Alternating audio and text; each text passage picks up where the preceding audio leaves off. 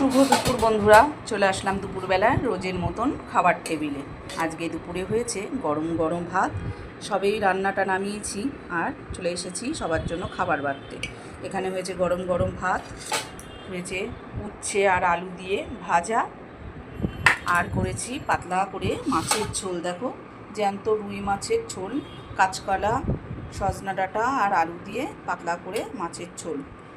আর এই গরমের সবথেকে সুন্দর জিনিসটা হচ্ছে আমের টক।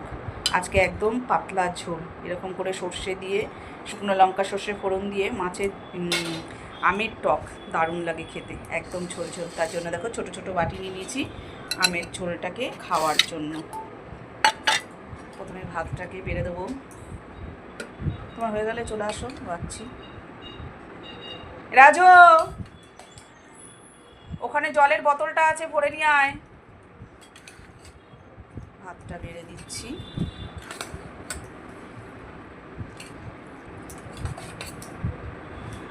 আর একটু তাড়াতাড়ি হয়েছে তো সবাই একসাথেই বসে পড়বো খেতে। পড়েছে না? ঠিক আছে, আমি তুলে দিচ্ছি, সরো। উচ্ছে আর আলু ভাজা। উচ্ছেটা বেশি দিলাম তোমাকে, আলুটা কম দিয়ে দিই মেয়েকে। উচ্ছে আর আলু ভাজা, খেতে শুরু করো। ভাতটা ঢাকা দিলে ঠান্ডা হয়ে যাবে।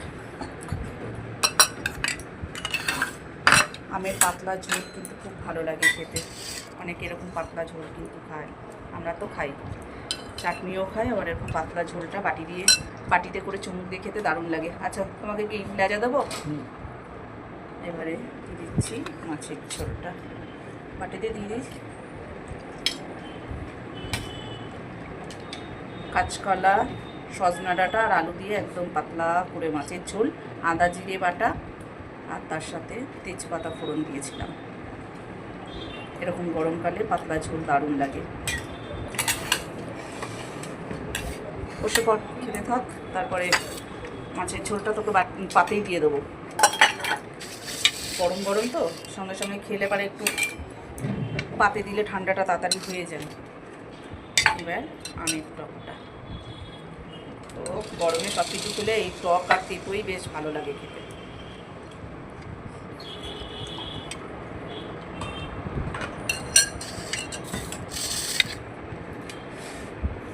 ব্যাস, এই হচ্ছে আজকে রান্না। তো কেমন লাগলো অবশ্যই বলো। ও চলে এসেছে, এবার আমার ভাতটাও বেড়ে নেবো।